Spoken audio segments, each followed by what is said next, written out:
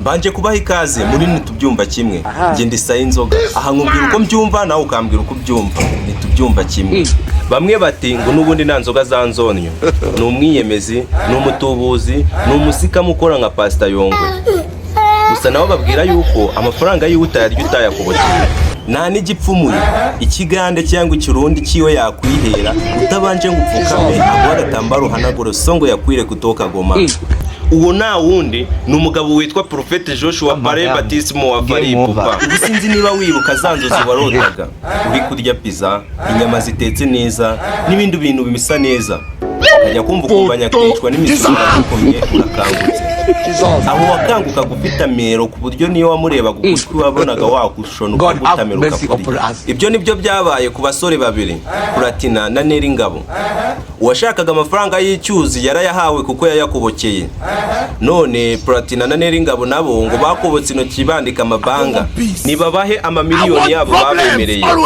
Kubera Imana yabihereye yo gushimisha abakire. Uretse inda n'indambi nina abantu b'iminsi basigaye bafite aho buri wese yikunda agakunda n'imiya z'abandi atakobokeye. Ntabwo numva uburyo utumira umukire nka Prophet Joshua mu kiroro cyawe hanyuma ukanga kumwicaza ku ntebe y'imbere ahagaragara neza nk'umugabo ujyanwe kuri RIB yafashe umwana we ku ngufu.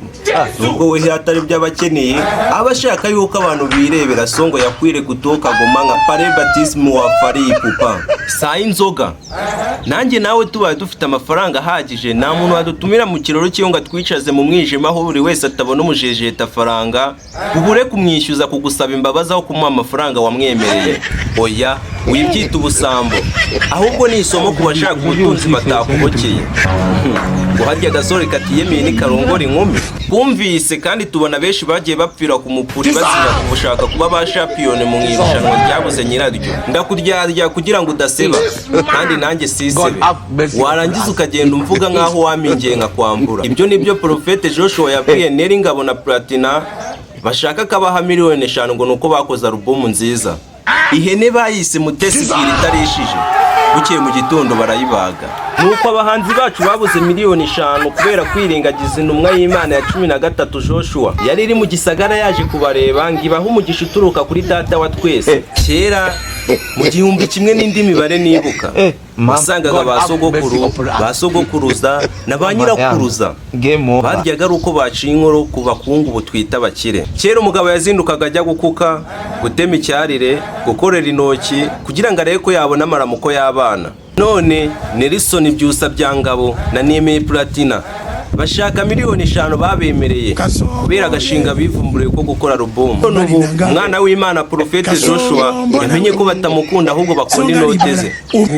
Ibyo arasaba Nelson Rwangabo na Nemeye Platina umusaba imbabazi kuko kumwima agaciro no kutubaho umukire nkawe. Sinzi niba biraza gukuraho ko Joshua yicaye mu mwijima. Gusa Nemeye na Nelson bagomba guca bugufi bagasaba umwana w'Imana imbabazi akabona kubahesha umugisha wa miliyoni 5. Nge ndi Sayinzoga nkuko natangiye nkwibwira. Kora subscribe kugira utazacikwa na part 2. Usige na comment umbwira uko byumva.